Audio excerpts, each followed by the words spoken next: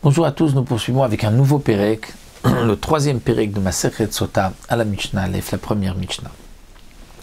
La Mishnah continue et nous explique la procédure lorsqu'on va faire boire à cette femme soupçonnée d'adultère, la femme Sota, la préparation donc de cette eau que le Kohen a pris et avec laquelle le Kohen a effacé ce qu'il avait écrit sur un parchemin. La Mishnah nous dit Ayanotel et minchata. Son mari prenait son offrande. C'est-à-dire que là, le mari prend l'offrande, bitor kfifat mitzrit, de l'intérieur de ce panier qui était avec, on fait à base d'écorce autour du tronc du palmier. Venotna les torkli charet. Donc la mincha, comme nous l'avons vu, le mari l'avait apporté dans ce panier-là. Donc le mari maintenant va prendre cette mincha et va la poser dans un keli charet, dans un ustensile kodesh du Beth Amikdash. Venotna al-yada, et il va poser cet ustensile sur sa main, sur la main de sa femme. Vekohen, maniach yado mitarte o menifa, étant donné qu'il y a une mitzvah de tnufa débalancement, le Kohen va mettre ses mains sous les mains de cette femme et va balancer la mincha avec elle.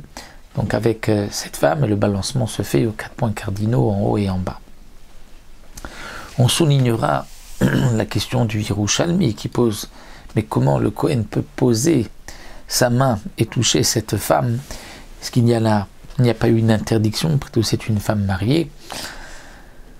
Le Yerushalmi propose peut-être avec une serviette entre les mains de la femme et les mains du Kohen, mais là il y a eu un problème de chatzitza, faire écran, fait séparation. Le Yerushalmi dit qu'étant donné que ce n'est que sur ce moment-là, dans le cadre de cette femme Sota, donc il n'y a pas d'interdiction puisque le Kohen n'a certainement pas de mauvaise pensée à ce moment-là.